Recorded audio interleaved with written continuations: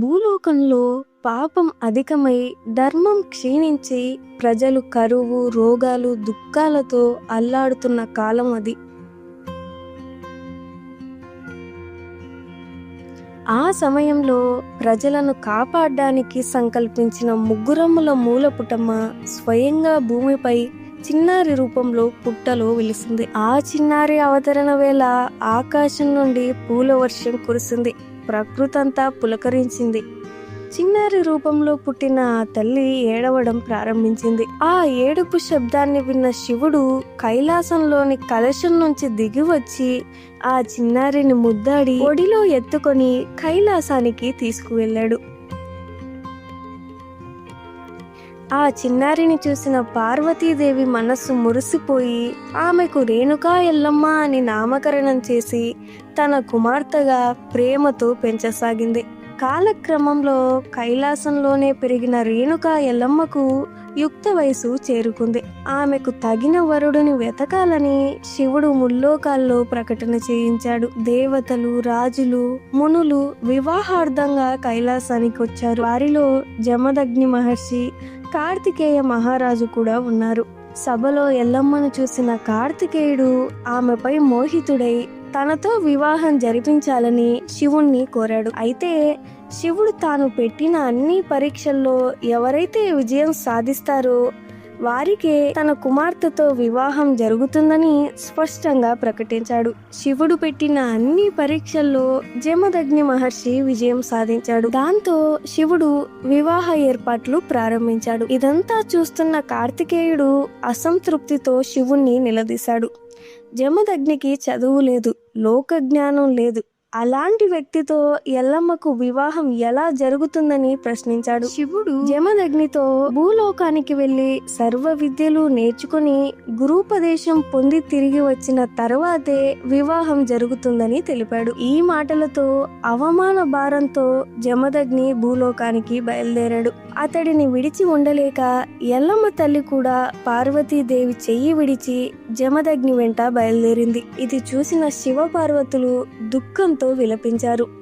ఎల్లమ్మ కూడా కన్నీళ్లతో కైలాసాన్ని విడిచింది. ఈ విధంగా వివాహం కాకముందే ఎల్లమ్మ తల్లి జమదగ్నితో కలిసి భూలోకంలో అడుగుపెట్టింది. కైలాసంలో సుఖంగా పెరిగిన ఆ తల్లి అడవుల గుండా ప్రయాణిస్తూ ముళ్ళ దారుల్లో నడిచింది. ఆమె సుకుమారమైన పాదాలకు ముళ్ళు గుచ్చుకొని రక్తం కారసాగింది. అలా ప్రయాణంలో అలసిపోయిన ఇద్దరు ఒక మర్రి చెట్టు కింద కూర్చున్నారు. ఎల్లమ్మ ఒడిలో తలపెట్టుకొని జమదగ్ని నిద్రపోతున్న సమయంలో అతని నుదుటి చెమటతో ఎల్లమ్మ తల్లి ఒక విశాలమైన పట్టణాన్ని నిర్మించింది. నిద్రలేచిన జమదగ్నికి ఆ పట్టణాన్ని చూపించి పాలించమని చెప్పింది. కానీ జమదగ్ని వినలేదు. జమదగ్ని సర్వ విద్యలు నేర్చుకొని వివాహం అయిన తర్వాతనే పాలిస్తానని నిరాకరించాడు. అది విన్న ఎల్లమ్మ తల్లి బాధతో, మీరు తపస్సుకు వెళితే మీ బాగోగులు నాకెలా తెలుస్తాయని ప్రశ్నించింది. అప్పుడు జమదగ్ని ఒక పచ్చి కుండలో మల్లె చెట్టు నాటు అని చెప్పాడు. ఆ చెట్టు పచ్చగా ఉంటే తాను బ్రతుకున్నట్టు, ఎండిపోతే తాను మరణించినట్టని తెలిపాడు. ఒకవేళ తాను మరణించినా తిరిగి బ్రతికించే ఉపాయాన్ని చెప్పాడు. 7 కుండల్లో సత్యాన్న బోనం చేస్తే మళ్ళీ బ్రతుకుతానని చెప్పి తపోదీక్షకు వెళ్ళాడు. ఎల్లమ్మ అతని మాటల ప్రకారం మల్లె చెట్టు నాటింది. కొంతకాలం తర్వాత కార్తికేయ మహారాజు వేటకు వచ్చి తపస్సులో లీనమైన జమదగ్నిని చూసి అవకాశంగా భావించి బాణంతో సంహరించాడు. ఆ క్షణమే ఎల్లమ్మ నాటిన మల్లె చెట్టు ఎండిపోయింది. దాంతో జమదగ్ని మరణించినట్టు ఎల్లమ్మకు అర్థమైంది.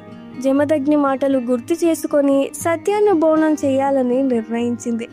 కానీ ఎలా చేయాలో తెలియక కైలాసానికి వెళ్ళి శివపార్వతుల ముందు మోకరిల్లి ప్రార్థించింది. ఎంత విలపించినా వారు స్పందించలేదు. దాంతో ఎల్లమ్మలో శక్తి ఉప్పొంగింది.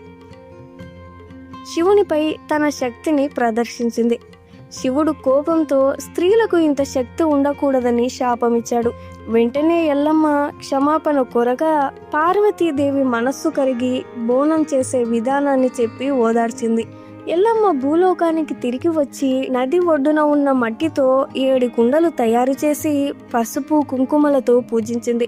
మోచేత్తో బియ్యం చేసి ఎంగిలి కాని నీరు నింపి అగ్ని లేకుండా సూర్యరశ్ములతో కాలే కొండపై పడుకొని 7 కుండలను ఒకదానిపై ఒకటి పెట్టి బోనం వండింది. బోనం పూర్తయిన తర్వాత 7 కుండలను తలపై పెట్టుకొని ప్రయాణం ప్రారంభించింది.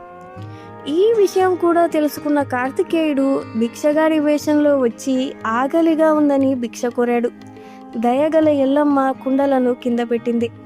కార్తికేయుడు వాటిని ఎంగిలి చేసి తన నిజ రూపాన్ని చూపించాడు. అది చూసి ఎల్లమ్మ తీవ్రంగా బాధపడింది. తర్వాత జమదగ్ని ఉన్న చోటుకు వెళ్ళగా అతడు మరణ వేదనతో ఇలా అన్నాడు: 24 సంవత్సరాల తర్వాత తిరిగి వస్తానని, ఈ 5 మామిడి పండ్లు తిని సంతానం పొందాలని, ఆ కాలం పూర్తయ్యే వరకు తన విషయం పిల్లలకు చెప్పవద్దని చెప్పి ప్రాణాలు విడిచాడు. ఎల్లమ్మ జమదగ్నిని కాష్టం చేసి ఇంటికి చేరి ఆ పండ్లు తినగా 4 కుమారులు 1 కుమార్తె జన్మించారు.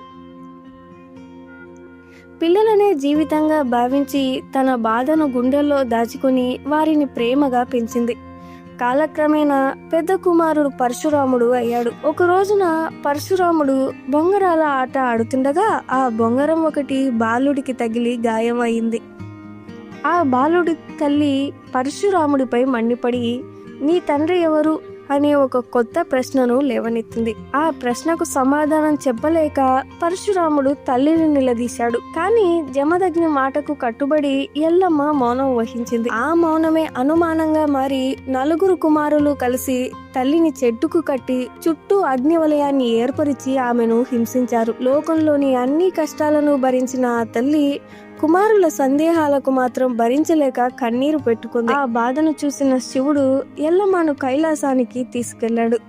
భూలోకంలో పరశురాముడు తల్లిని వెతుకుతూ చివరికి కైలాసానికి చేరాడు. పరశురాముని చూసిన ఎల్లమ్మ భూలోకానికి పారిపోసాగింది.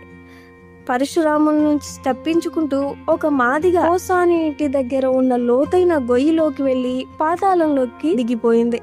పరశురాముడు దివ్య దృష్టితో ఆమె ఉన్న చోటు తెలుసుకొని బయలేశం వేసుకుని చెల్లుకి జోగేశం కట్టి ప్రజలతో కలిసి ఇంటి దగ్గర ఉన్న గొయ్యి ముందు 24 సంవత్సరాలు వీరాంగం చేసి జమదగ్ని చెప్పిన కాలం పూర్తయ్యేసరికి ఎల్లమ్మ తల్లి ఉగ్ర రూపంతో త్రిశూలం పట్టుకొని పాతాళం నుంచి బయటకొచ్చింది. ఆవిడ ఉగ్ర రూపం చూసి అందరూ భయానికి గురయ్యారు. తానే జగజ్జననినని పరాశక్తినని తెలిపింది.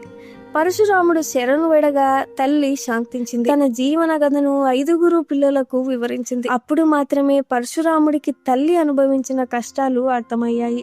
ఆ బాధలన్నిటికీ కారణమైన కార్తికేయుని సంహరించి అతని రక్తంతో తల్లి కాళ్లను కడిగి తండ్రి జమదగ్ని అస్థికలు ఉన్న చోటు తెలుసుకొని సంజీవని విద్యతో అతన్ని పునర్జీవితుణ్ణి చేశాడు. అనంతరం ఎల్లమ్మ తల్లి మరియు జమదగ్ని మహర్షుల వివాహం ఘనంగా జరిపించాడు పరశురాముడు.